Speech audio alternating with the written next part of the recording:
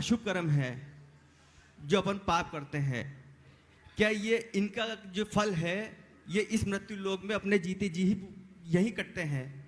दूसरा ये है कि क्या इसका प्रभाव अपने सगे संबंधी जैसे मेरे बेटे हैं या माता पिता है, मेरे अशुभ कर्मों का फल भी या उनको लगेगा क्या?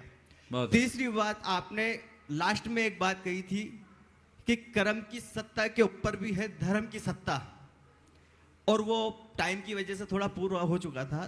तो मैं आपसे ये पूछना चाह रहा था कि ये इन सब अशुभ कर्मों के अलावा जो धर्म की सत्ता बताई आपने, तो उसका क्या विवेचन है? देखिए, इस भाव के अशुभ कर्म इस भाव में निवारित होते हैं और भावांतर में भी निवारित होते हैं, और कुछ कर्म तो भाव भाव तक पीछा नहीं छोड़ते। समझ गए? तो भाव भाव तक चलते हैं। अब हम एक कह नहीं सकते कि मेरे सारे कर्म इसी भाव में कट जाए, ये हमारी परिणति पर निर्भर करता है। इसलिए कर्म बंध से बचने का पूर्ण प्रयत्न करते रहना चाहिए। दूसरा सवाल आपने किया कि हम सगे संबंधी पर हमारे शुभ अशुभ कर्मों का प्रभाव पड़ता है या नहीं। शुभ का भी पड़ता, अशुभ का भी पड़ता है। कैसे सो समझ लें। एक बच्चा किसी करोड़पति के घर में जन्म लिया, जन्म से वो करोड़पति है कि नहीं? बोलो। इसके उलट कोई व्यक्ति, कोई बच्चा किसी भिखारी के घर जन्मा, वो जन्म से भिखारी हुआ कि नहीं हुआ? अब ये जन्म से करोड़पति बनने के लिए उसने अपनी ओर से कोई पुरुषार्थ किया क्या? जन्म से भिखारी होने में उसका कोई रोल रहा क्या? ये कहलाता दाय भाग। क्या कहलाता है? दाय भाग। दाय भाग। करोड़पति के घर जन्म लेने वाला माँ बाप के पुण्य का दाय भाग पा गया, और भिखारी के घर जन्म लेने वाला अपने जन्मदाता के पाप का दाय भाग पा लिया। लेकिन ये तो जन्म के साथ है, जीवन में और परिवर्तन भी हो सकता है करोड़पति के घर जन्म लेने वाला भिखारी बन जाए और भिखारी के घर जन्म लेने वाला करोड़पति बन जाए। ये भी हो सकता है ना, ये उसका पुरुषार्थ। सगे संबंधियों अपनों पर उसका असर पड़ता है या नहीं? एक व्यक्ति कोई अच्छा कार्य करता है, गौरव उसके पूरे परिवार का बनता है, बढ़ता है कि नहीं? बोलो। बिटिया IAS बनी, बधाई तुमको मिले कि नहीं? हाँ, मान तुम्हारा बढ़ा कि नहीं? बढ़ा ना। अब मेहनत इसने की, तुमने क्या किया? पुरुषार्थ इसका, फल किसको? बस नाम लेने का प्रयास करो।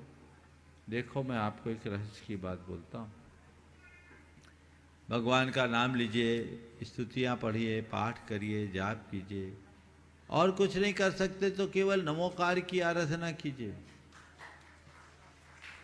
नमोकार मंत्र के विषय में ऐसा कहा गया कि नमोकार मंत्र के एक अक्षर के स्मरण से 7 सागर का पाप कटता है। एक पद के स्मरण से 50 सागर का पाप कटता है, और एक बार नमोकार मंत्र के स्मरण करने से 500 सागर का पाप कटता है। इतना सरल उपाय। अच्छे भाव से कहो तो कहते हैं असंख्यात गुने कर्मों की निद्रा होती है। घर बैठे उपाय है और उसी पर भरोसा नहीं है। कोई को बोल दो नमोकार जप, वो तो जपते ही हैं। कैसे? श्रद्धान के साथ जपिए। अच्छा, प्रणाम। नमोस्तु महर्षि। महाराज जी, हमारी जनरेशन में अगर धर्म से जुड़ना हो तो मोस्टली बच्चे या मतलब मेरी जनरेशन के लोग पूजन या अभिषेक करने लगते हैं, जो कि मेरी समझ से तो श्रद्धा और भक्ति है। तो हम जैनिज्म से, हमारे धर्म से, उसके बारे में कैसे जानें और उससे जुड़ें कैसे? आप थोड़ा सा मार्गदर्शन करें हमारा। बहुत अच्छा सवाल किया है कि हम कोई भी धर्म से कैसे जुड़े। स्वाभाविक है, जब भी हम धर्म से जुड़ते हैं पूजा पाठ आदि धार्मिक क्रियाओं के प्रति रुझान बढ़ता है और इससे हमारी एक धार्मिक व्यक्ति के रूप में पहचान भी बन जाती है। परंतु इससे धर्म का स्थायी प्रभाव पड़े ये कोई ज़रूरी नहीं। ये तो केवल रिचुअल्स है। हमें रिचुअल के साथ साथ स्पिरिचुअल भी होना चाहिए। मूलतः धर्म के वास्तविक स्वरूप को जानते हुए अपने अंदर आध्यात्मिकता का विकास करना चाहिए और लोगों को ये समझने की कोशिश करनी चाहिए और हमें समझाने का प्रयास करना चाहिए कि धर्म कोई क्रिया नहीं, ये हमारे संपूर्ण जीवन के प्रबंधन का आधार है। इससे हम अपने संपूर्ण लाइफ को मैनेज कर सकते हैं। समझ गए? आजकल मैनेजमेंट की भाषा लोग ज़्यादा अच्छे से समझते हैं।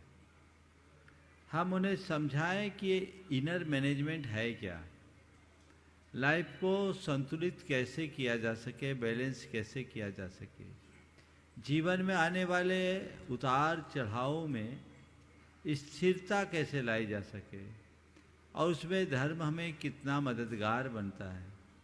हम अपने जीवन को तनाव मुक्त कैसे जी सकें, धर्म उसमें कहाँ सहायक बनता है।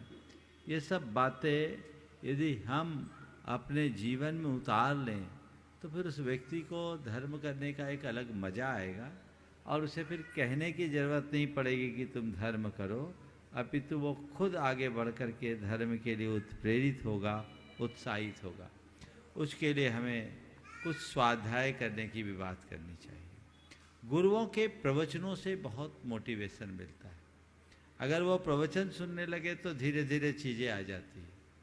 आधारभूत बातें सीख जाने के बाद जो आज की श्रद्धा है वो कई गुनी बढ़ जाती है, इसलिए उसको हमें ध्यान रखना चाहिए। नमोस्तु महर्षि। अब मैं चाहूँगा इसके साथ साथ इसकी माँ जो एकता है, आपके ही घर की बेटी है, एक बार उसका जोरदार अभिनंदन कर दो। ये भावना योग की प्रशिक्षिका है। पिछले अनेक वर्षों से भावना योग को जन जन तक पहुँचाने में इनका बहुत महत्वपूर्ण स्थान है। ये लाइव सेशंस लेती है दमोह में रहते हुए और भावना योग की केंद्रीय टीम के साथ ये जुड़ी हुई है। एक बार जोरदार अभिनंदन करें।